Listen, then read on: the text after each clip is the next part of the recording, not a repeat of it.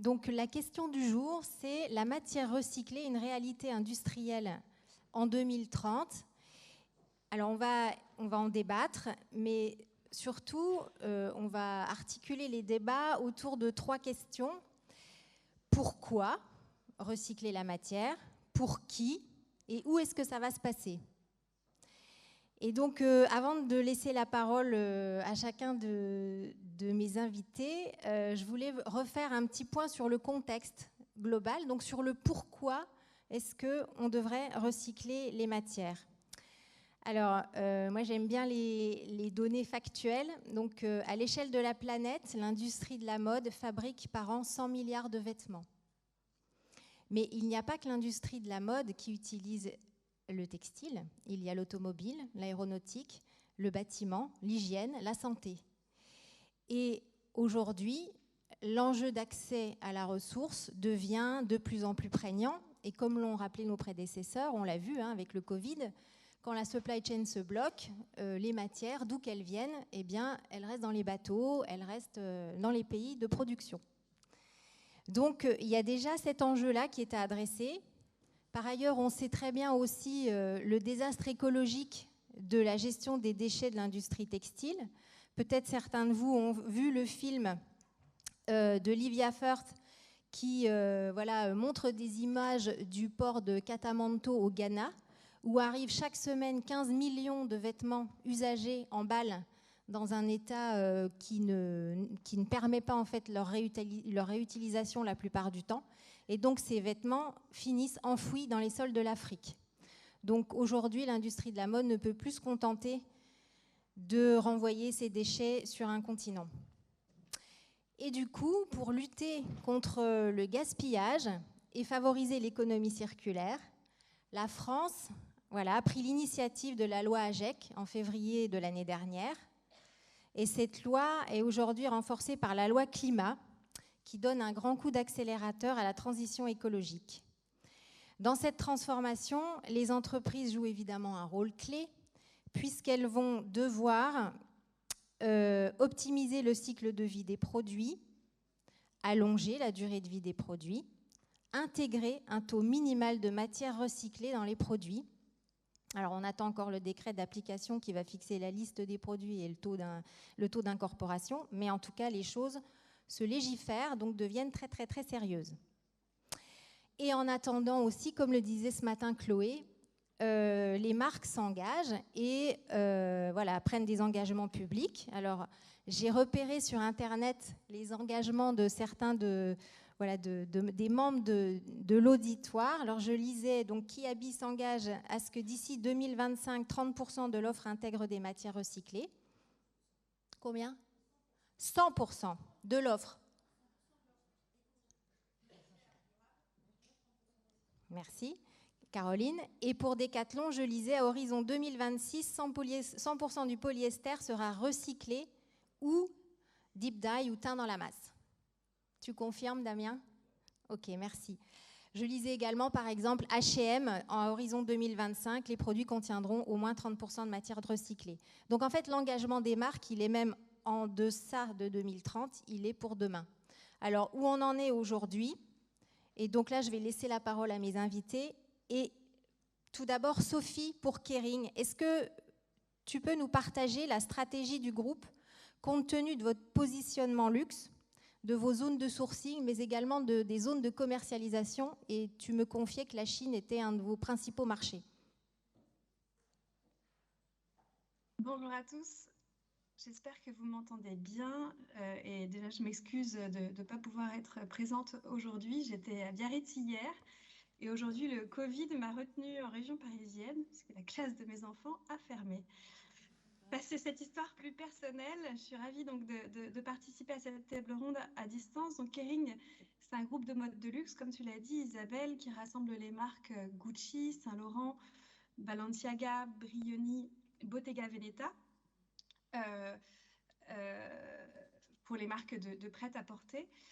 Et ce qui caractérise nos marques, c'est vraiment le design for durability, c'est-à-dire vraiment une conception de produits qui permettent d'avoir des produits sur le marché qui durent, qui sont qualitatifs et qui, de fait, aujourd'hui, utilisent peu de matières recyclées parce que malheureusement, c'est la qualité des matières recyclées est parfois en contradiction avec notre driver qui est le Design for Durability. Hein, on sait tous, par exemple, que le coton recyclé est souvent un coton qui va avoir des fibres plus courtes qu'un coton vierge. Or, pour nous, ça va être problématique d'avoir un produit qui va boulocher plus vite ou qui va se déformer plus rapidement au lavage. Donc aujourd'hui, on n'a pas d'engagement sur le contenu en matière recyclée, encore une fois parce qu'on est en recherche de matières recyclées de très haute qualité et également aussi une très bonne traçabilité associée. Alors ça ne veut pas dire qu'on ne s'intéresse pas au sujet, hein. Nous aujourd'hui, on utilise surtout des fibres naturelles dans nos produits. Les fibres synthétiques, ça représente que 4% des fibres qu'on utilise, donc c'est assez peu. Mais sur les fibres naturelles, du coup, on va plus s'orienter sur des programmes qui tournent autour de l'agriculture biologique ou de l'agriculture dite régénérative, qui vise à produire des matières qui ont non seulement, non pas qu'un impact neutre sur la planète, mais carrément un impact positif, ces matières vont permettre de régénérer les sols, et donc, par exemple, de stocker du carbone dans le sol, mais en plus de faire du bien à la biodiversité. Donc aujourd'hui, on a beaucoup de recherches sur l'agriculture régénérative. On s'intéresse évidemment aux matières recyclées. C'est pour ça que je suis là quand même aujourd'hui. Et on contribue finalement au développement de filières de recyclage qualitatives qui permettront à terme d'avoir des fibres recyclées qui atteignent nos standards. Et donc qui permettront d'avoir un recyclage textile tout textile, ce qui est vraiment aussi ce que l'on demande. Pour encadrer ça, en fait, on a publié cet été ce que l'on appelle nos standards fin de vie. Alors, c'est pas la fin de vie des personnes, mais c'est plutôt la fin de vie des produits, où en fait, on vient expliquer dans ces standards, qui sont des documents publics proposés sur notre site internet en plusieurs langues, on vient expliquer finalement qu'on est plutôt opposé au principe de downcycling, que nous, on préfère le recyclage qualitatif qui permet de garder la qualité des matières. On va aussi pousser, pourquoi pas, l'upcycling qui permet de moins détériorer les matières dans les procédés de recyclage.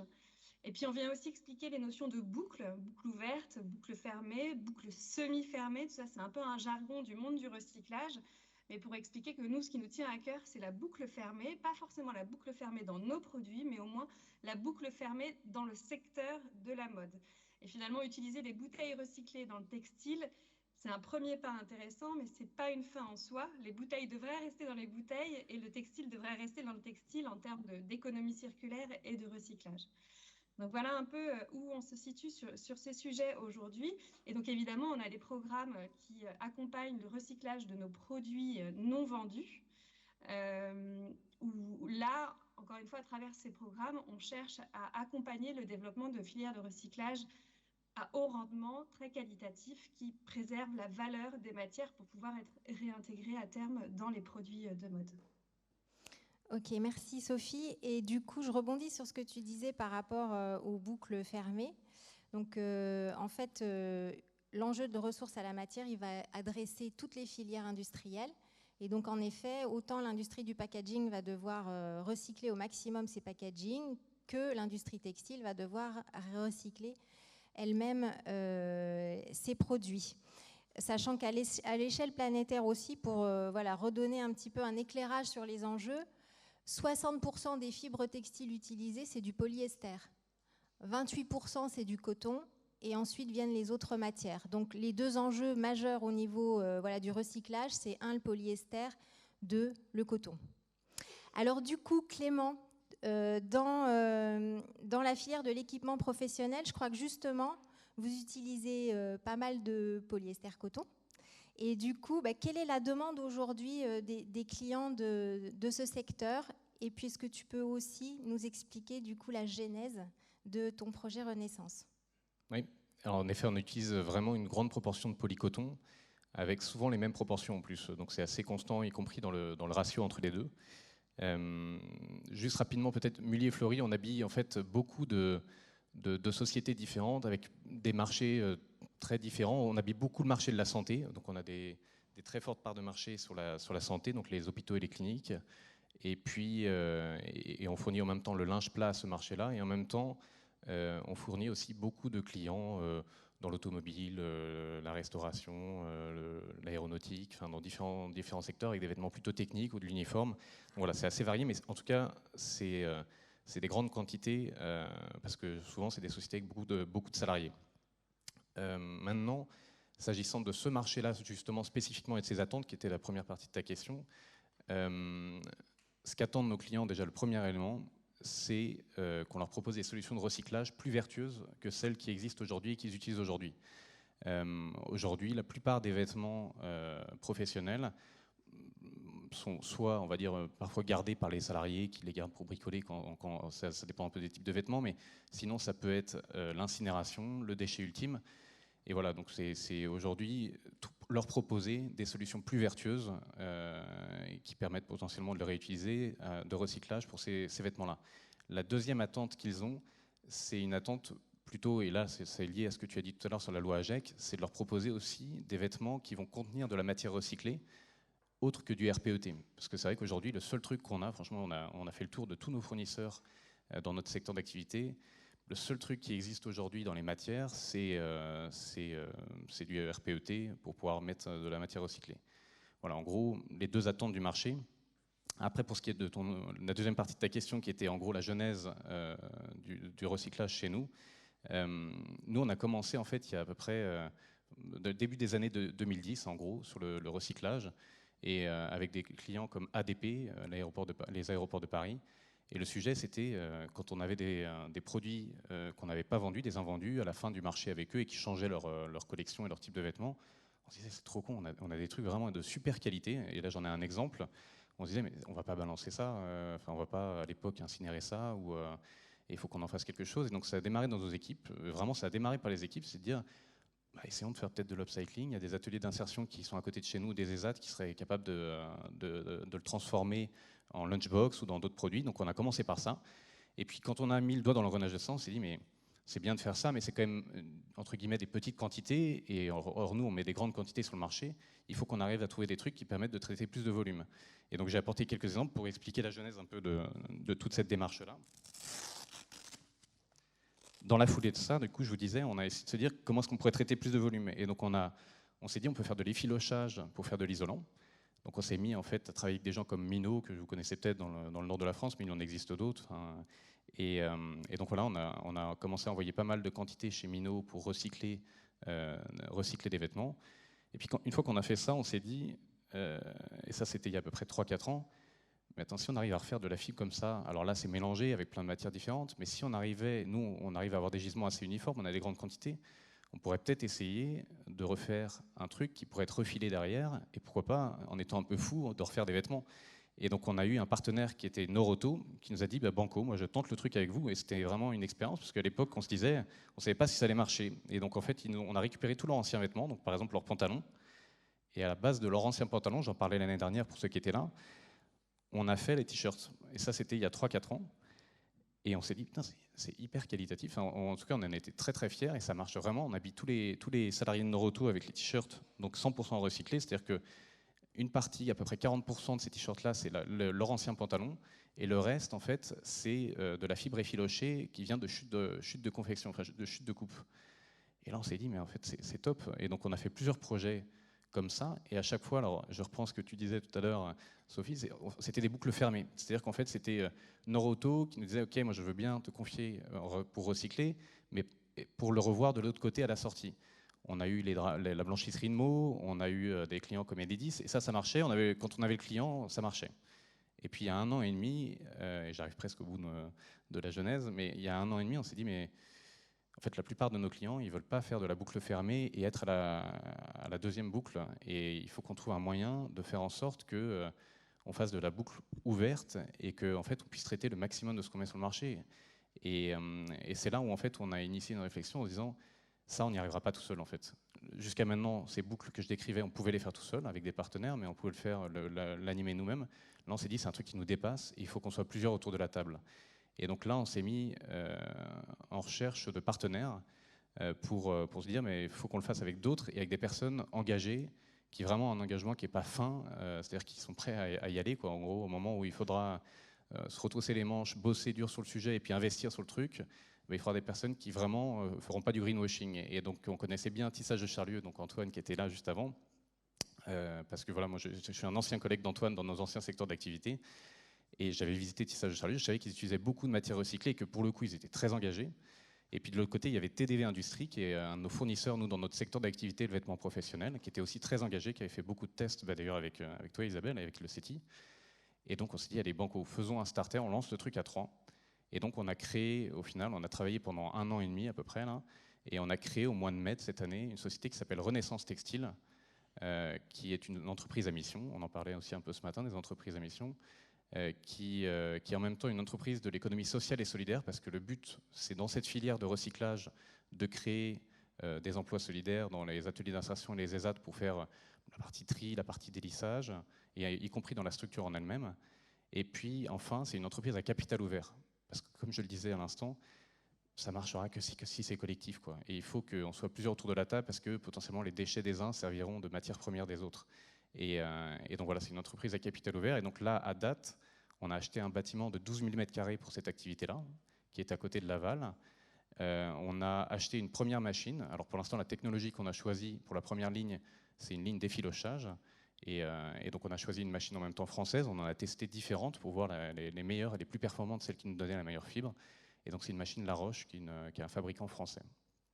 Voilà en gros la genèse jusqu'à Renaissance Textile. Super, merci. Et du coup, Sophie, alors WeTurn, qu'est-ce que WeTurn? Qu'est-ce que l'initiative, ton entreprise? Et aujourd'hui, comment tu accompagnes tes clients par des pilotes? Bonjour à tous, enchantée. Merci pour l'invitation. Alors, à la grande différence de Clément et de Sophie, on n'est ni une marque, ni un filateur, ni un industriel. On est un logisticien. On est un prestataire de services qui connecte tous ces acteurs ensemble pour une économie circulaire efficiente et j'espère rentable bientôt. Dans notre métier, notre cœur de métier, en tout cas notre porte d'entrée, ça a été de se concentrer sur la loi AGEC et notamment sur le décret lié à l'interdiction de détruire les invendus. Aujourd'hui, lorsqu'on étudie tout ce qui est cycle de vie des produits, on se rend compte que les invendus sont toujours les oubliés, cachés, et qu'en fait, ils sont intégrés dans aucun processus opérationnel chez les marques. Et aujourd'hui, ce sont des produits qui sont extrêmement qualitatifs, neufs, non contaminés, stockés, donc avec une procédure de tri et de collecte à moindre coût. Et donc, on a vraiment notre cœur de métier, si vous voulez, c'est d'accompagner les marques, les professionnels de l'industrie qui détiennent donc des invendus et qui vont devoir se mettre en conformité avec la loi AGEC dès la fin de l'année.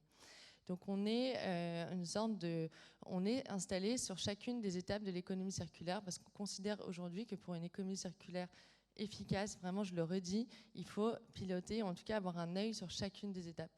Il ne suffit pas de collecter pour ensuite ne pas savoir qui le réutilise, il ne suffit pas de trier pour ne pas savoir qui recycle, il ne suffit pas ensuite de transformer sans savoir d'où vient la matière pour ensuite ne pas savoir qui la réutilise. C'est totalement inefficace si on n'a pas un regard sur chacune de ces étapes. Donc, nous sommes vraiment une sorte de facilitateur et de coordinateur avec comme vision que la matière première a bien plus de valeur que le produit fini qui est à mon sens très marketing et que la matière première c'est le centre de tout et qu'on en a oublié cet aspect-là. Donc, comme le disait Sophie tout à l'heure, effectivement, la qualité de la matière, aujourd'hui, notamment dans le luxe, et c'est aussi pour la raison pour laquelle on travaille beaucoup avec des acteurs du luxe, c'est que ce sont les acteurs du luxe aujourd'hui rapatrient en France leurs produits pour des raisons de traçabilité, de regard, c'est qu'ils ne veulent pas que leurs produits invendus restent éparpillés dans le monde. Donc, on a la chance de voir en France des marques et des maisons très influentes qui, si elles se mettent au recyclage, peuvent porter un peu plus rapidement l'économie circulaire et montrer l'exemple. Donc, nous, sur la base on crée ces process chez les maisons, chez les marques, des process logistiques, de tri en amont sur un inventaire, donc un tri digital, de collecte, de démantèlement, de transformation et de remise sur le marché surtout. Donc, on est sollicité par les marques pour 2 types de besoins. Le premier besoin, c'est évidemment donc, leur mise en conformité avec la loi AGEC dès la fin de l'année. Donc, l'invendu aujourd'hui, évidemment, nous, on ne souhaite pas qu'il y ait tout le temps des invendus. On va pas encourager les invendus, c'est une certitude. Mais néanmoins, aujourd'hui, les invendus, commencer à mettre l'invendu dans l'équation, c'est la première étape pour commencer à penser durabilité, pour penser quantité, pour penser aussi... On communique en fait aux clients leur taux de valorisation et donc le taux de recyclabilité des produits qu'ils nous mettent à disposition. Donc à partir du moment où ils connaissent le taux de recyclabilité de leur ancienne collection, c'est déjà un premier pas pour eux pour comprendre comment ils peuvent produire les nouvelles collections.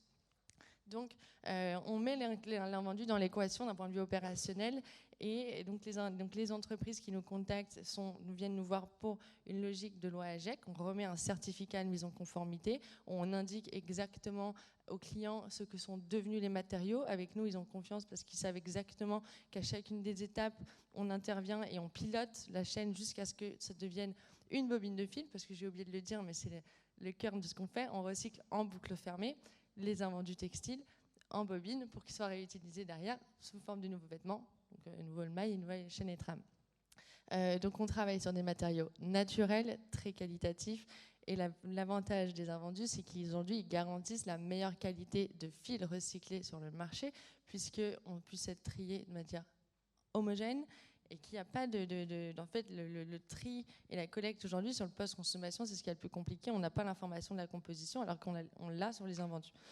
Et la deuxième demande, et qui est de plus en plus courante aujourd'hui, donc les marques qui nous confient leurs invendus peuvent réutiliser le fil dans leur production, donc dans leurs produits en boucle fermée, et beaucoup parfois ne veulent pas, ça ne les intéresse pas, ou parce qu'on a trop de stock, donc elles veulent prendre que 50% par exemple du stock de fil, et le reste on le vend sur le marché.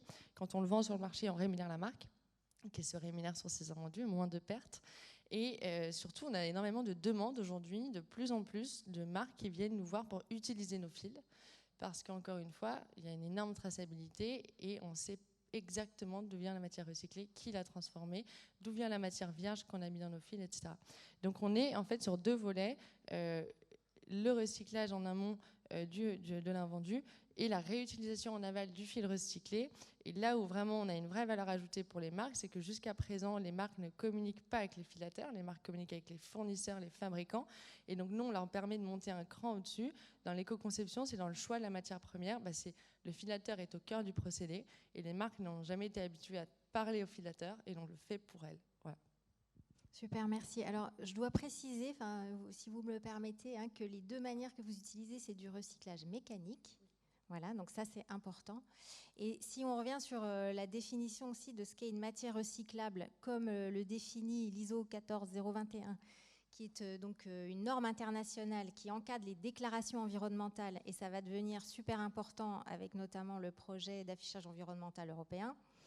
Donc, une matière recyclable, qu'est-ce que le terme recyclable? C'est les caractéristiques d'un produit, d'un emballage ou d'un composant qui peut être prélevé sur le flux des déchets par des processus ou programmes disponibles et qui peuvent être collectés, traités et mis en usage sous la forme de matières premières ou de produits. Donc, c'est exactement ce que tu nous as décrit, Sophie. Et du coup, alors, on voit bien, Chloé, pour répondre à ta question, qu'il y a déjà des initiatives à échelle pilote industrielle. Alors, on a une revue de ces initiatives, notamment qui a été faite par l'initiative Textile Exchange à l'échelle internationale, qui publie chaque année un rapport qui s'appelle Preferred Fabrics, dans lequel déjà on trouve toute une liste d'industriels qui proposent alors du RPET, donc ça on l'a vu, c'est ce qu'il y a de plus courant aujourd'hui, donc le polyester recyclé issu de bouteilles, mais aussi tout ce qui est au niveau de la viscose avec Refibra de Lenzing. Alors là c'est une plus petite échelle, mais le textile to textile sur la viscose, ça existe déjà à échelle industrielle. Et on a aussi l'initiative du groupe italien Radici sur le polyamide recyclé. Voilà, toutes ces initiatives, elles existent déjà. Maintenant, il faut que la demande puisse augmenter, l'appétence du marché puisse augmenter. Alors, en France aussi, donc on a des initiatives qui existent déjà. Donc Renaissance, tu vas nous le dire un petit peu plus tard, elle sera opérationnelle en 2022.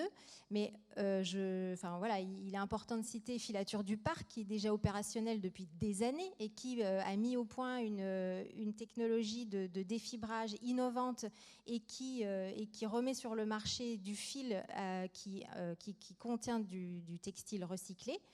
Voilà.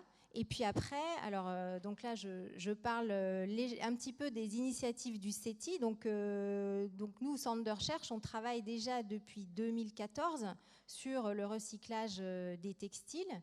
Et on a démarré par le recyclage mécanique en regardant ce que faisaient les Italiens et les Espagnols et en se disant, mais est-ce que la France, demain, ne peut pas aussi industrialiser ce recyclage ? Donc évidemment, on a travaillé dans le cadre de projets de consortium où on rassemble des parties prenantes différentes, souvent à l'échelle européenne. Donc pour dire aussi que ce qui a été dit par nos prédécesseurs, c'est hyper important, le partage des connaissances, le fait de mettre sur la table des enjeux partagés. Et donc, ce sont des projets qui sont portés par des grosses structures, notamment Decathlon qui est ici présent dans la salle. On a eu aussi le groupe ID Kids avec Okaidi.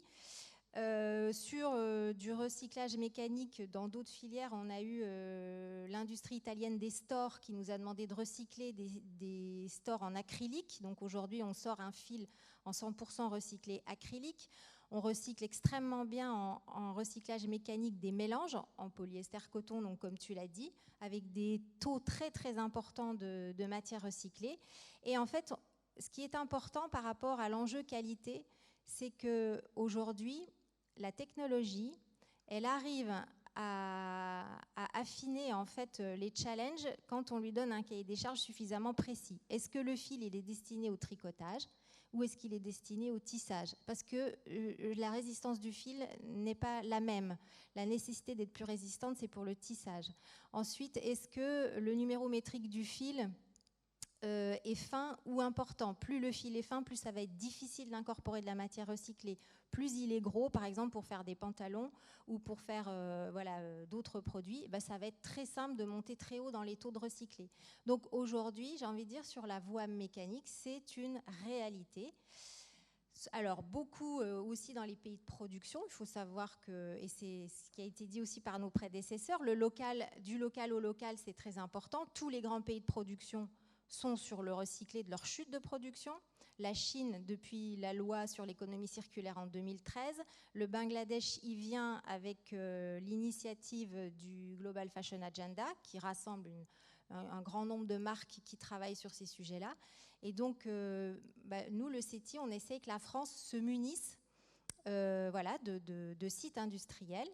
Et donc, notamment pour le groupe ID Kids, on a tissé un partenariat industriel avec Textile des Dunes, qui est un filateur qui est en Hauts-de-France, à 50 km du CETI, et qui déjà traite à échelle industrielle entre 5 et 15 tonnes en fonction des volumes qu'on veut bien lui livrer. Donc ils sont capables aujourd'hui de faire des fils en coton recyclé, en polyester-coton, en viscose recyclée. Et derrière, ils ont même le tricotage qui a été adapté, parce que quand on gère un fil recyclé, il faut régler derrière tous les métiers à tricoter. Et donc aujourd'hui, on est capable en France de produire une étoffe tricotée, teinte, qui contient des textiles recyclés.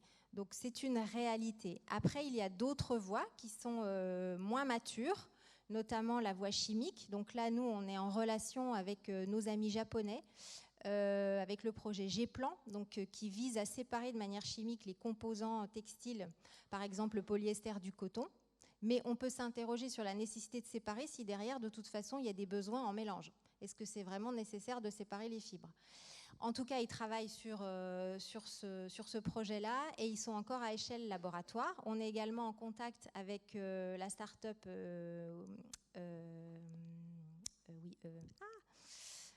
le nom m'échappe, ça va me revenir. Qui recycle aussi de manière chimique, qui est une start-up anglaise. Ça va revenir.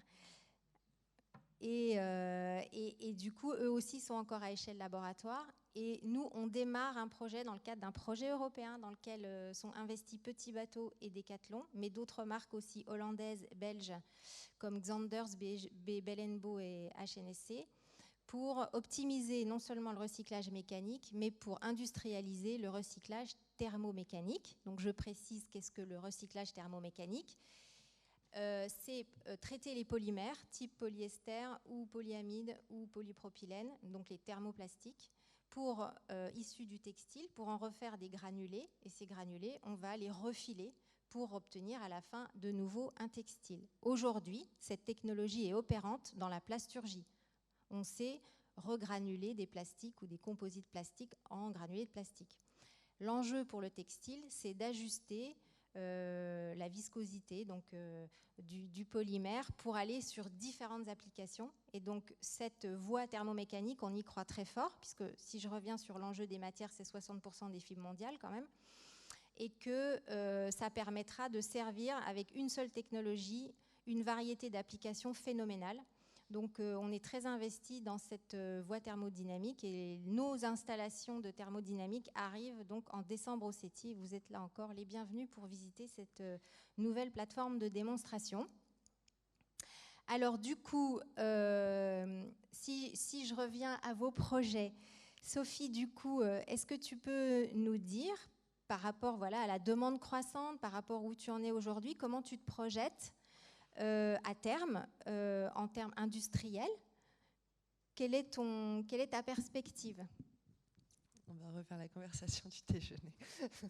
Oui, alors nous pour l'instant, il faut savoir on reste un coordinateur facilitateur qui mettons en contact tous ces acteurs. Néanmoins, effectivement, on a quand même une projection, c'est d'intégrer un outil, un actif industriel à moyen terme, lequel... en fait, dans un premier temps, il faut savoir qu'on est déjà en train de mettre en place avec un partenaire qui s'appelle Cèdre, qui est aussi le partenaire de notre client et d'autres clients. C'est toute une plateforme logistique de collecte, de démantèlement, de délissage. Donc toute cette partie logistique, on la sous-traite, mais on fait partie intégrante du process. Et après, d'un point de vue industriel, évidemment, là où on aimerait pouvoir se développer, c'est sur la filature, puisque c'est notre cœur de métier. Aujourd'hui, on a constaté qu'il manque ça manque d'un filateur en France, c'est un fait. Ça se relance, évidemment. On a fait le choix aujourd'hui de travailler avec des filateurs recycleurs étrangers, donc italiens et espagnols, parce qu'ils le font très bien, parce que ce sont des métiers historiques chez eux. Malheureusement, lorsqu'on s'est lancé la filature du parc, il y avait eu son malheureux incendie, donc il n'y avait vraiment plus du tout de filateurs à ce moment-là.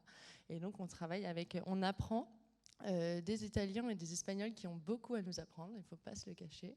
Et on va effectivement aller sur une filature, j'espère, dans les 3-4 ans, qui sera dans un collectif avec et pour nos clients et surtout, mais pas rentrer dans ce qui est de la filature très industrielle que l'on voit aujourd'hui, donc notamment votre partenaire, en fait c'est beaucoup des 10-15 tonnes aujourd'hui. Nous on n'est pas dans cette logique-là, on a en amont des clients qui nous communiquent, qui nous partagent des produits extrêmement qualitatifs sur des gisements, sur des volumes, on peut être entre 1 à 5 tonnes, on ne rentre pas dans le 15-20 tonnes, donc sur des plus petits gisements. Et puis par ailleurs, on a en face des marques qui nous demandent nos fils, qui veulent produire avec nos fils, mais c'est pareil, c'est pas sur de la fast fashion, c'est pas sur du mass market. Donc en fait, il faut trouver cet actif industriel qui soit adapté à cette typologie de demande, sur du recyclé de très bonne qualité, en allant sur la laine, le coton, etc.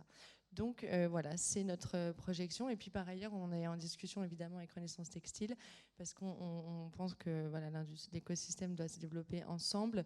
Et donc ce que Renaissance Textile développera, évidemment qu'on ne le développe pas de notre côté pour s'appuyer sur votre domaine de compétences. Ben merci pour la transition. Du coup, Clément, est-ce que tu peux nous dire comment tu prévois ta montée en charge? Quels sont les tonnages que vous allez gérer chez Renaissance et quand est-ce que vous serez opérationnel sur la filature? Oui. Alors, ma montée en charge, c'est notre montée en charge, parce que tu sais que c'est déjà un projet collectif et on espère rassembler encore d'autres personnes avec nous. Je rebondis juste, je vais répondre à ta question, mais sur ce que tu disais, nous aussi, on a commencé avec des partenaires espagnols et plutôt, on va dire, de l'Europe du Sud. Et en effet, ils ont beaucoup à nous apprendre, mais on a commencé comme ça. La raison pour laquelle on embraye en se disant, allez, on le fait nous-mêmes, c'est pas pour se dire, allez, on fait à tout prix du Made in France, parce que, je sais pas, l'Espagne, ce serait pas bien, ou l'Italie, ce serait pas bien, c'est pas le sujet. Ce qui nous a poussé à faire le truc nous-mêmes, c'est deux choses. C'est un, on est sur des marchés hyper compétitifs. D'ailleurs, toi aussi, Antoine, quand tu fais les cabas pour Auchan, ils ne t'achètent pas pour tes beaux yeux des trucs à un prix qui soit complètement déconnant par rapport à ce qu'ils achètent par ailleurs. Donc en fait, et nous, c'est la même chose, les vêtements professionnels. Donc en fait, le premier truc, c'était la compétitivité et la traçabilité. Les deux. Et quand on faisait ça en Espagne, on avait un peu une perte de traçabilité. Et puis surtout, en termes de compétitivité, on avait du mal à gérer. Donc il y a ces deux aspects-là. Mais je vais répondre à ta question. Et du coup, la première ligne qu'on a achetée, dont je vous parlais tout à l'heure, qui est en effet une ligne de recyclage mécanique des filochages, elle arrive début janvier sur le site qu'on a acheté, et le temps de l'installer, le temps de la lancer, elle sera opérationnelle mi-2022. Mi-2022, et c'est une ligne qui va permettre de traiter à peu près 3000 tonnes de vêtements par an. Ça peut traiter 3000 tonnes, c'est en 3-8. Après, si vous travaillez aussi les week-ends, en gros, concrètement, ça peut faire 4000 tonnes ou 5000 tonnes. Et c'est une ligne qui va être principalement sur des couleurs claires, c'est-à-dire principalement sur du blanc. Et donc, on va notamment faire un gros focus dès le début sur la partie vêtements de santé, tout le marché de la santé, parce qu'il y a à peu près 3000 tonnes de vêtements santé qui sont mis par an sur le marché, et sur les vêtements agroalimentaires. L'avantage, c'est que c'est un ginement uniforme, c'est toujours du polycoton 65-35 pour ces 3000 tonnes-là. Donc ça permet de nourrir la machine et ça permet d'avoir des gros volumes. Les lignes suivantes qu'on achètera après, on verra, on ne s'interdit pas de changer de technologie s'il y a des nouvelles technologies, et puis surtout elles seront peut-être plus petites, plus agiles pour pouvoir traiter de la couleur, parce que sur la couleur on aura probablement des moins gros volumes sur les lignes suivantes. Mais voilà, en gros, mi-2022, début, démarrage, à peu près 3000 tonnes sur la première ligne, et après il y aura les lignes suivantes qui restent à définir et à paramétrer en fonction des besoins qu'on aura et que nos partenaires auront, qui nous rejoindront sur le projet. Super. Et Sophie, pour Kering, est-ce que tu peux nous partager voilà, ce que t'inspire ces solutions, et du coup, quels sont les chantiers qui sont ouverts dans les marques du groupe ? Merci. Alors, pour rebondir sur ce qui a été dit pendant la table ronde, déjà, juste pour dire que nous, on s'est engagé à travailler sur les invendus avant la loi AGEC. Et en plus, nos invendus ne sont pas en France. Donc, il y a quand même un grand nombre d'entreprises qui ne sont pas aujourd'hui drivées par la réglementation, mais aussi parce que soucieux de la responsabilité sur certains sujets. Et finalement, c'est pas que ça nous intéresse pas de réintégrer la matière recyclée, mais encore une fois, on a des enjeux de qualité, et aussi on a une supply chain qui est complexe. Et c'est pas évident de s'engager à racheter la matière pour la réintégrer dans nos produits quand on n'a pas l'outil de production en propre dans ces murs. Donc on fait face aussi à ces enjeux question, j'ai oublié d'y répondre sur le marché chinois. En effet, aujourd'hui, on a le plaisir d'avoir le marché chinois comme premier marché ou presque chez nous. Or, en Chine, il y a une réglementation qui vient encadrer l'usage de matières recyclées dans les produits textiles, qui vient encadrer fortement quand il s'agit des produits pour enfants, puisqu'alors certaines matières recyclées sont interdites dans le produit, et qui vient cadrer la matière recyclée pour les adultes quand elle est en contact avec la peau. C'est-à-dire que si le procédé de recyclage ne permet pas quelque part d'assainir la matière avec une forte montée en température, c'est là que le recyclage mécanique malheureusement rentre pas forcément dans les clous, alors la matière est refusée par ce règlement qui n'est pas nouveau, qui date des années 2008. Donc il y a un moment, on peut se dire aussi, tiens, entre la Chine qui vient mettre des précautions sur l'usage de matières recyclées dans les textiles, et d'autre part, on sait que l'Europe va publier cette année une stratégie textile qui viendra probablement inviter à mettre du contenu recyclé dans les produits, on va se retrouver là avec un challenge de taille quand on est des entreprises multinationales comme beaucoup aujourd'hui autour de cette table. Donc, ça fait partie aussi des choses que l'on regarde de près et qui nous accompagnent dans notre stratégie au quotidien. Pour revenir à notre challenge pour demain, au-delà de continuer à contribuer au développement de filières de démantèlement et de recyclage qualitatives, puisqu'elles n'existent pas sur étagère aujourd'hui, on voit bien que tout ça est en cours de création. Nous aussi, on a un travail clair à opérer, c'est celui de l'éco-conception, tout simplement. Notre premier driver, comme je vous l'ai dit tout à l'heure, c'est la conception de produits qui durent, qui sont conçus pour rester le plus longtemps possible dans le meilleur état possible. Donc, on travaille sur le design for recycling, le design for disassembling, mais il ne faut pas que ça vienne compromettre la conception de produits qui durent. Donc, il y a des startups qui viennent nous proposer des fils qui vont se dissoudre, qui vont disparaître dans un procédé de lavage, etc. Pourquoi pas, mais est-ce que ça permet au produit d'être toujours aussi résistant et robuste? Ça peut se challenger. Sachant que notre autre driver, évidemment, dans les marques du groupe, ça va être la créativité. Et donc, il faut savoir mettre en place des démarches d'éco-conception sans non plus contraindre la créativité, parce que c'est ce qui caractérise nos marques. Donc, c'est un chemin qu'on est en train d'emprunter petit à petit pour voir comment est-ce qu'on peut accompagner nos fournisseurs dans une démarche d'éco-conception, choisir la bonne colle pour la chaussure qui va être facilement décollable dans les procédés de démantèlement, mais qui va quand même tenir dans la durée pour que la chaussure ne se décolle pas pendant qu'on la porte. Voilà, c'est tous les détails auxquels on fait face aujourd'hui chez Kering. Merci Sophie. Donc, si je synthétise un peu ton propos, bon, l'enjeu qualité, il est majeur, que ce soit en termes de performance mécanique, mais aussi d'innocuité. Donc ça, je pense que c'est valable quel que soit finalement le niveau de gamme. Chacun veut préserver la qualité de ses produits, c'est normal, c'est tout à fait légitime.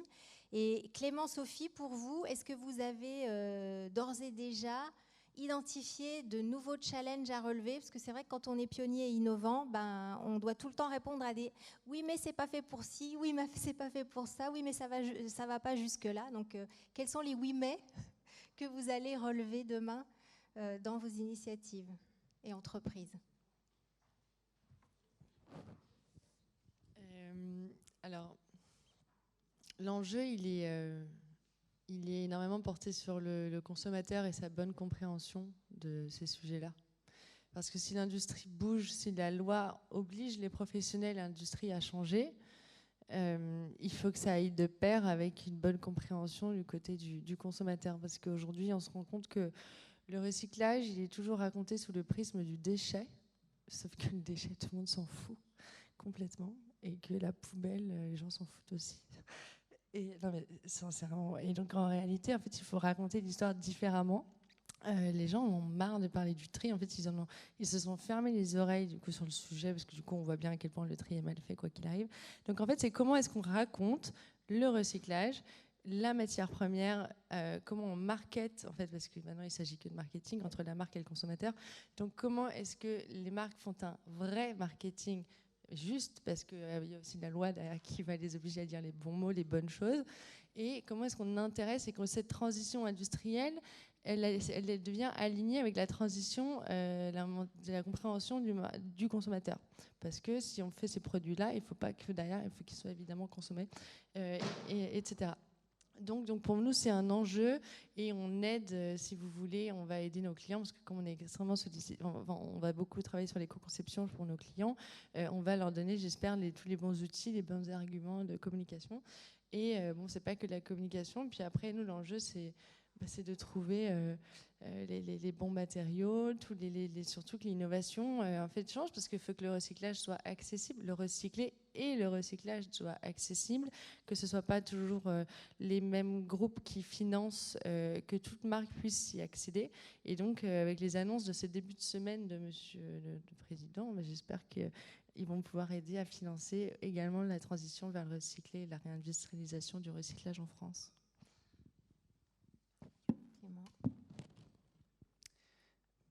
Je rebondis pour Mully. Nous, ça va être très terre à terre en fait, parce que on est vraiment les mains dans le cambouis depuis 1 an et demi, donc avec nos partenaires sur Renaissance. Et chaque semaine a son lot de surprises, de nouvelles découvertes, de trucs, parce que c'est un peu comme une création d'une start-up, quoi. Il n'y a pas de business model établi parfaitement où tout a été prévu d'avance. Et donc, en ce moment, on est à fond sur le blanc. Comment est-ce qu'on collecte déjà tous les vêtements de la santé et de l'agroalimentaire? Donc, de manière très terre à terre, c'est comment est-ce qu'on gère la collecte, quel type de contenant on va utiliser pour mettre dans tous les hôpitaux de France et dans toutes les cliniques de France et dans toutes les blanchisseries industrielles. Quel type de logistique on met en place pour rapatrier ça sur notre site de Laval. Ça, c'est vraiment un des points importants. Après, en parallèle de ça, il y a réussir à bien installer la machine, à bien faire fonctionner, à définir les bons process et puis les bons flux logistiques, on va dire, à l'intérieur du site pour que ça fonctionne bien et que ça se passe de manière fluide. Et puis réussir surtout à paramétrer la machine pour avoir la fibre la plus qualitative possible et la plus longue possible. Il y a, en parallèle de ça, on fait beaucoup de tests. À peu près tous les mois, on lance des séries de tests de plusieurs tonnes à base de ces vêtements-là, pour mettre au point, alors chez Tissage de Charlieu, Antoine, des cabas, côté TDV, mettre en place des tissus pour le vêtement professionnel, avec d'autres partenaires comme Garnier-Thiebaud, de mettre en place des tissus pour voilà, plutôt le textile, on va dire, de la maison. Donc en fait, on fait plein de tests pour mettre au point les produits, pour faire en sorte que quand la machine sera lancée, on arrivera à avoir du volume. Donc là aussi, on est ouvert à travailler avec des partenaires parce que l'idée, c'est qu'on démultiplie les sorties. Donc, on est en plein là-dessus. On est en même temps sur la traçabilité, je le disais. Ça, c'est pour le blanc. Et puis après, on a aussi identifié les enjeux qu'on allait avoir dès qu'on allait passer à la couleur. Et là, ça va être une autre paire de manches. Quand on va passer à la couleur, et oui, il y a un truc que je n'ai pas dit, c'est que les vêtements blancs de la santé, on va pouvoir, avec la machine qu'on a mis au point et achetée, on va pouvoir les mettre dans la machine et il en sortira de la fibre. J'ai pris un exemple de ça, juste en 2 secondes, mais vous mettez les vêtements comme ça, c'est coupé en chiquettes à l'intérieur de la machine, et ce qu'il en sort, c'est directement en fait de la bourre. Et en fait, ça, on le refile derrière, et puis on peut le retisser, et puis on peut même le reteindre. Donc on a fait un exemple de ça, on en fait ça derrière. Quand on va passer à la couleur, on ne va pas pouvoir mettre dans la machine directement parce qu'on aura, nous, on est dans le vêtement professionnel, on a des bandes réfléchissantes, on a des doublures, et donc là, on va avoir un vrai sujet de délissage. Donc il faut vraiment qu'on mette en place toute cette filière-là. C'est pour ça qu'on a commencé par le plus simple et après on va s'attaquer au plus difficile.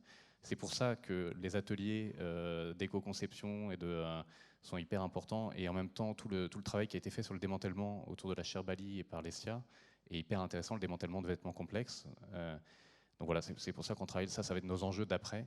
Et le dernier enjeu associé à ça, et là je m'excuse Damien, c'est l'éco-conception, parce que du coup, plus on recycle, plus on se rend compte quelle merde c'est de recycler les vêtements qu'on met actuellement sur le marché.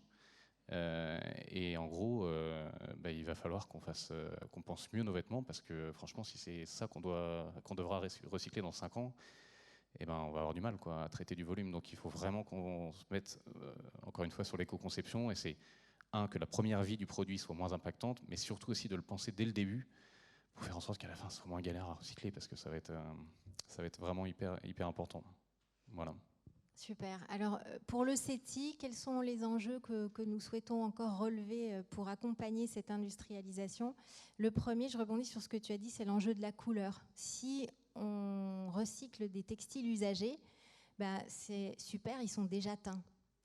Donc, en fait, nous, on travaille aujourd'hui avec l'école d'ingénieurs textiles de Casablanca qui donc, nous a livré le mois dernier un logiciel, un algorithme pour en fait, gérer donc, les bourres de différentes couleurs de manière à ce que quand on a une couleur cible souhaitée, par exemple, on veut un bleu Pantone, je ne sais pas quoi, eh bien, on va savoir quelle quantité de fibres effilochées de telle couleur et telle couleur mixées.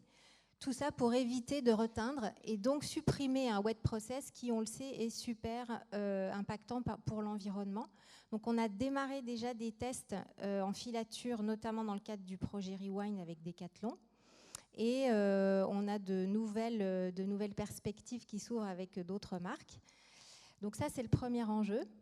Voilà. Le deuxième enjeu, donc, c'est ce que je vous disais, c'est le recyclage thermodynamique qu'on démarre, donc on sera opérationnel en janvier. Et le troisième enjeu, donc, quand on a démarré tout de suite le recyclage des textiles usagés, on s'est dit, waouh, dans la chaîne de valeur globale, le tri est fait aujourd'hui manuellement. Donc ça coûte cher, c'est pas optimum, c'est pas rentable. Le démantèlement est fait la plupart du temps aujourd'hui de manière manuelle, donc ça pose des questions de sécurité et aussi donc de rentabilité.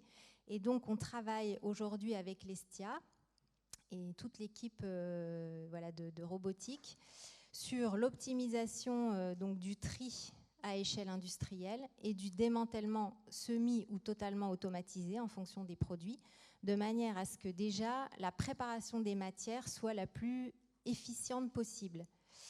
Et donc voilà, normalement, l'année prochaine, ce projet devrait se concrétiser sur un nouveau démonstrateur qui sera ici en Nouvelle-Aquitaine, opéré par le CETI, mais j'en dis pas plus parce que pour l'instant, il n'a pas été validé par nos conseils administratifs respectifs. Donc je fais un tout petit peu de teasing. Oui, mais pas le CETI, c'est la semaine prochaine. Donc en tout cas, on croit fort à ce projet évidemment, mais je laisserai surtout voilà, Pascal Denisard, notre directeur général, l'annoncer quand ce sera une réalité et que le pacte d'actionnaires sera ratifié. Donc en tout cas, voilà, notre objectif, c'est d'avancer sur la préparation des matières et de la rendre la plus pertinente possible. Est-ce que vous avez des questions ?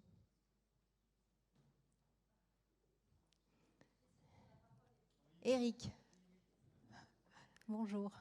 Juste le temps que le micro arrive à Eric, il y a un truc que j'ai oublié dans les enjeux, mais c'est pour ça qu'on suit beaucoup aussi ce que fait le CETI et puis d'autres organismes et qu'on est dans des groupes d'échange. C'est toutes les nouvelles voies de recyclage qui vont se développer dans les prochaines années. On espère qu'il y en aura d'autres qui seront pertinentes et bien sûr on suit ça avec beaucoup de curiosité pour pouvoir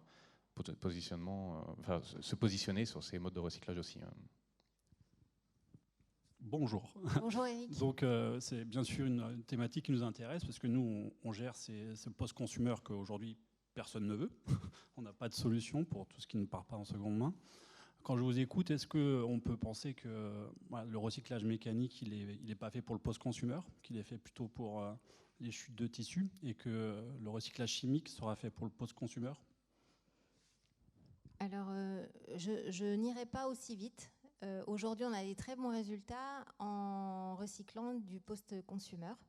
Les projets qu'on a fait notamment pour Decathlon et pour Okaidi et Kenzo, puisque maintenant on peut le dire, c'est public, le démontrent. C'est vraiment en partant de produits post-consumer qu'on arrive à refaire des produits en textile.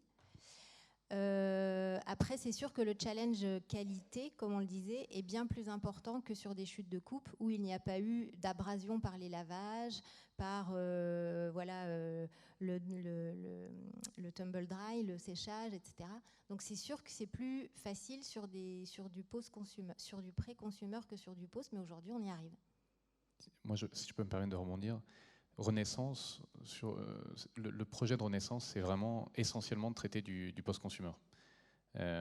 Les 3000 tonnes dont on parlait tout à l'heure, le but c'est de mettre 3000 tonnes dans la machine qui viennent de vêtements qui ont été portés.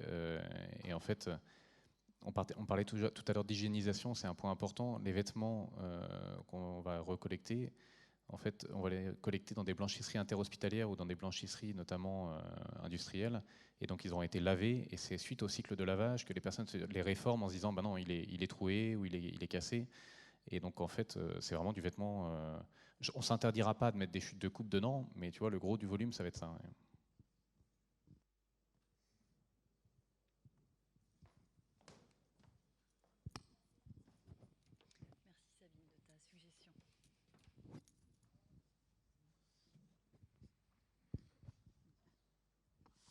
Bonjour, Constance Bachou, directrice de l'innovation circulaire chez Trio Green Wishes. En fait, nous, on est un opérateur de collecte et de tri. Et justement, on massifie pour qu'il y ait des entreprises qui puissent recycler. On est plutôt sur le post-consumer, mais on peut aussi traiter le avant. Et justement, je pensais aux enjeux. Il y a, avec la loi AGEC, l'obligation de trier en 7 flux et justement de bien réussir à faire en sorte que les consommateurs comprennent qu'il ne faut surtout pas jeter dans les ordures ménagères leurs déchets de textile, en l'occurrence, ils voient ça comme des déchets. Donc ma question, c'est de savoir, est-ce qu'il y a des réflexions, justement, mon Kering ou autre, je sais qu'il y a des réflexions là-dessus, mais aussi le groupe Mullier, sur comment on va mettre en place la collecte, clarifier le message auprès des consommateurs pour obtenir exactement ce qu'on veut. En tout cas, des opérateurs comme nous, on y réfléchit et on serait content d'échanger avec vous. Mais comment vous prenez le sujet aujourd'hui ? Je peux répondre pour Mullier parce que je pense qu'on va être un peu à part et je vais le faire très rapidement. Nous, la chance qu'on a, c'est que quand on travaille avec une blanchisserie interhospitalière et qu'on lui dit écoute, mets-nous les vêtements blancs là-dedans, parce que parfois ils ont des EPI aussi ou des choses comme ça avec des parkas pour les services d'urgence ou des... Mais quand on leur dit tu mets que le polycoton dans ce carton-là, ce contenant-là, nous ce qui nous arrive, c'est que du polycoton 65-35 blanc. Et en fait, quand on bosse avec EDF, nos clients Peugeot, Renault, Safran, Air Liquide, quand on collecte à la fin d'une gamme et puis qu'on leur remet une nouvelle collection, c'est tout de suite 8000 tonnes. Et puis on peut leur dire, tu me mets les polos là-dedans, tu me mets les pantalons là-dedans, et puis tu me mets les... Et quand on le collecte, c'est hyper uniforme. Donc voilà, je pense que c'est très différent de ce que les autres potentiellement peuvent avoir à vivre comme expérience là-dessus. Sophie, pour Kering? Oui, tout à fait. Donc, nous, comme toutes les marques qui mettent en marché des produits en France, on va être soumis à l'obligation d'indiquer les consignes de tri sur les objets qui font l'objet d'une responsabilité élargie des producteurs. Et donc, en l'occurrence, ça va concerner les chaussures, les vêtements et les packaging pour nous. C'est une consigne de tri franco-française, quand encore une fois on met des produits sur le marché partout dans le monde. Donc ça, c'est un challenge qu'on n'a pas encore, on n'a pas encore la solution à ce challenge. Est-ce qu'on va mettre un sticker pour les produits mis en marché en France sur leurs étiquettes, par exemple, ou est-ce qu'on aura des étiquettes pour la France et des étiquettes pour les autres pays? Aussi, on peut s'interroger sur la pertinence d'un tel message quand c'est un touriste qui achète en France et qui va utiliser son produit à l'étranger, ce qui nous arrive beaucoup pour les produits vendus en France. Donc, on a cette réflexion sur la consigne de tri que l'on va mettre sur nos produits, la pertinence de cette consigne de tri, la compréhension de celle-ci également, parce que les pictos qui sont développés ne sont pas très compréhensibles par tous. Moi, évidemment, je les comprends parce que je baigne dedans, mais quand je les montre autour de moi, on ne comprend pas très bien ce qu'ils veulent dire. Et enfin, après, par contre, au-delà de ces consignes de tri obligatoires sur les produits et sur les emballages, évidemment, on s'intéresse au devenir de nos produits au cours de leur vie. On a fait une enquête auprès de plusieurs milliers de consommateurs et c'est un document qui est disponible sur notre site internet qui montre que nos produits, comme ils ont une certaine valeur, comme ils sont très qualitatifs, évidemment, ils sont moins jetés rapidement que d'autres. Je ne dis pas qu'ils ne finissent pas par l'être, mais du coup, c'est compliqué aujourd'hui de comprendre entre combien de mains nos produits vont passer avant de finir effectivement dans une poubelle. Et là, ça sera la fin pour ce produit, parce que l'enquête nous montre qu'en première intention, les gens vont revendre leurs produits sur les plateformes comme Vestiaire Collectif, par exemple, et c'est tant mieux. Comme ça, le produit va rester en vie et va continuer à être utilisé, ou sinon les consommateurs vont les donner autour d'eux, ou voire vont se les transmettre entre générations. Donc aujourd'hui, dans le monde du luxe, c'est pas évident de savoir à quel moment, finalement, le détenteur du produit va finir par s'en défaire et le jeter. On va lancer probablement une étude prochainement avec Refashion pour comprendre dans les centres de tri français quelles sont les typologies de produits de luxe que l'on peut y retrouver pour mieux être capable de mesurer notre impact et mieux travailler sur cette partie-là, sur la dernière étape de la vie de nos produits. Voilà. Est-ce qu'il y a d'autres questions ?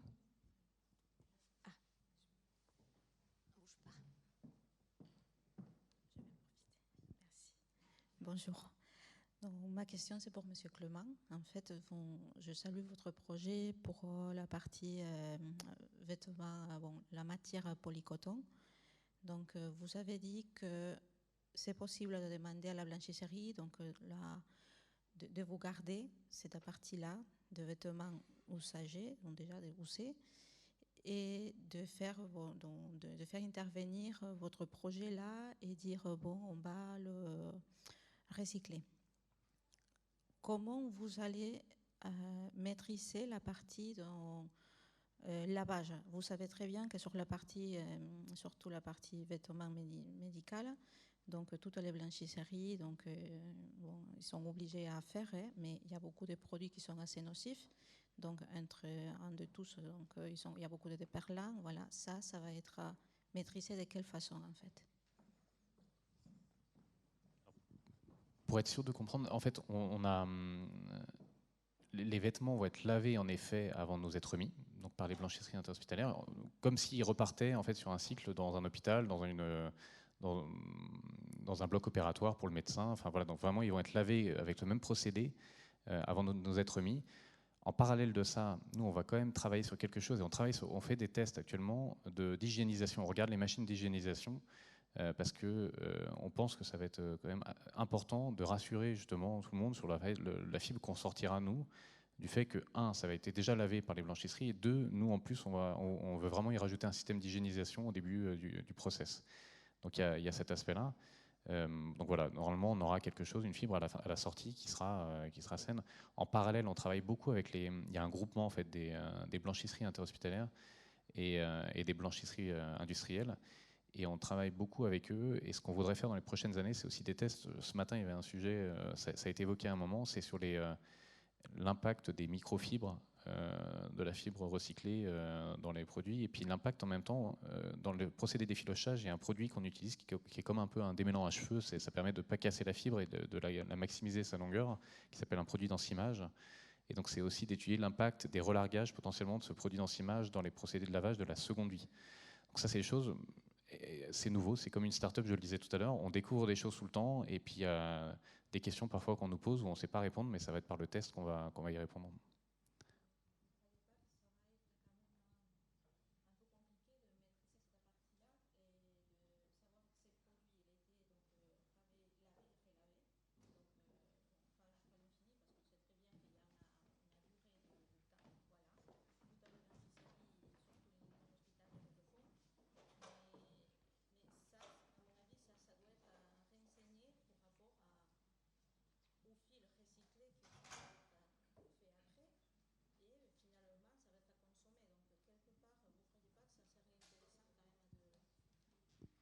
En fait, je ne suis pas sûr d'avoir compris, mais en fait, les vêtements qu'on va récupérer en fin de vie, la plupart du temps, ils sont vraiment propres comme s'ils allaient être reportés. En fait. Et simplement, ils auront potentiellement ce qu'on appelle des taches propres, c'est-à-dire que c'est des taches qui restent apparentes, par exemple le stylo qui a coulé dans la poche du médecin ou de la sage-femme. Ça, potentiellement, c'est des trucs qu'on récupérera sur les vêtements. Mais par contre, c'est des taches propres, c'est-à-dire qu'en fait, ça aura vraiment été hygiénisé, et du coup, quand on le recevra, il n'y aura pas de problème d'hygiénisation de cette fibre-là. Et donc, dans sa seconde vie, qui plus est, si on arrive à trouver un process d'hygiénisation performant, la fibre qui sera utilisée dans la seconde vie ne posera aucun problème. Et d'ailleurs, on le voit, les produits qu'on utilise et qu'on a d'ores et déjà mis sur le marché, on l'a fait par exemple pour les draps de la blanchisserie de Meaux. La blanchisserie de Meaux, c'est l'hôpital de Meaux. On a récupéré tous les draps de cet hôpital-là, on les a effilochés, on aura fait des t-shirts pour les salariés de la blanchisserie de Meaux, et ils sont tous encore en vie. Non mais en gros, ils n'ont pas eu de problème. Le truc est sain, quoi. Les produits sont sains. Merci. Je vous propose Est-ce qu'il n'y a plus de questions ? Si on est tous en ordre de marche pour aller industrialiser le recyclage des textiles en 2030, c'est formidable. J'espère qu'on y contribuera également. Je vous propose une mini pause